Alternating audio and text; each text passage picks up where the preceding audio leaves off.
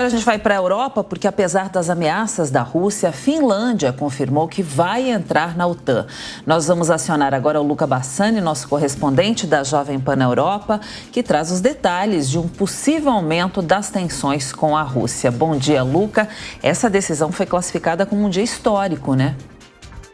Bom dia a toda a nossa audiência da manhã. Exatamente. Ontem, a primeira-ministra da Finlândia e o presidente comunicaram ao Kremlin que a Finlândia está sim decidida em entrar na OTAN. O documento foi enviado ao parlamento, mas muitos veem isso apenas como uma formalidade, já que a opinião pública na Finlândia é muito favorável a essa medida. Inclusive, pesquisas mostram que antes da guerra da Ucrânia, apenas 30% dos finlandeses gostariam de entrar na aliança militar ocidental e o número saltou para 80% depois da invasão, principalmente por conta da Finlândia ter uma extensa fronteira com a Rússia, 1.300 quilômetros aproximadamente, e também nesse quesito a gente tem uma rixa histórica entre os dois países, inclusive a própria neutralidade da Finlândia foi estabelecida com os soviéticos pós-Segunda Guerra Mundial e fez com que o país por muito tempo ficasse longe dos holofotes ou não se alinhasse a nenhuma das potências durante a Guerra Fria, apesar de ser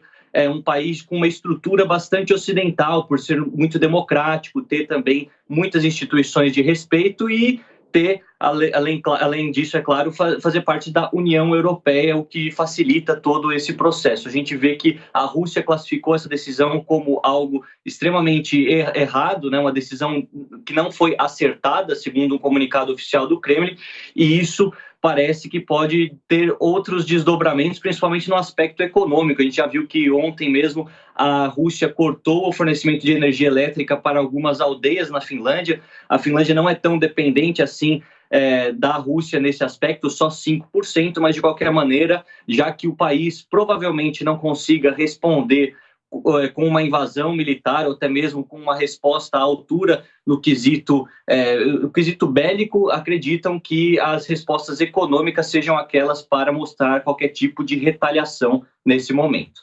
Agora, Luco, o que tem de verdade na informação de que o exército russo está perdendo forças em território ucraniano, que isso pode ser o fim da guerra? É mais uma narrativa ou realmente o exército ucraniano está conseguindo expulsar os russos?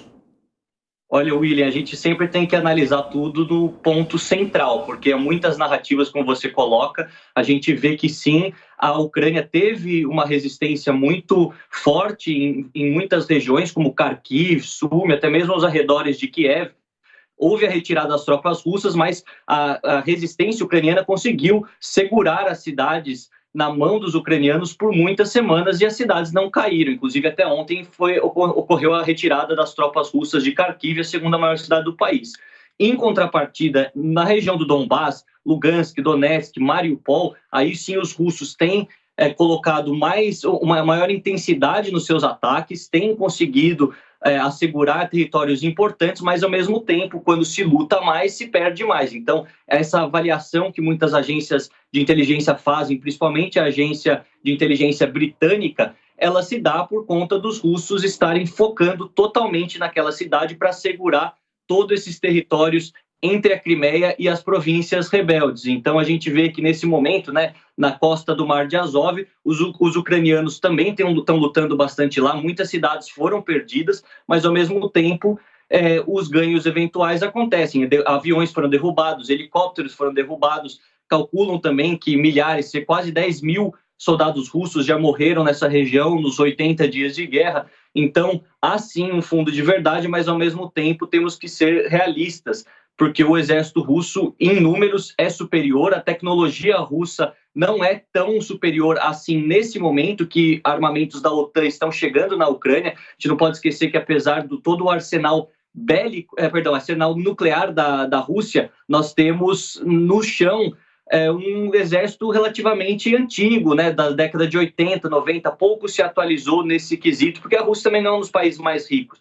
Eles têm uma vantagem no aspecto nuclear, que não estão usando, e esperamos que não usem, porque se usarem significaria a devastação de todo o país, e também no ar, né, com suas aeronaves, com os seus caças. Fora isso, não é uma guerra fácil e, como a gente sempre fala, só quando essa guerra acabar que nós vamos ter total consciência de quantos morreram, quantos são civis, quantos militares, quantos tanques foram destruídos de cada lado, para que os jornalistas e os órgãos internacionais possam circular livremente. Por enquanto, são informações vindas de um lado ou do outro que têm ambos interesses políticos nesse conflito.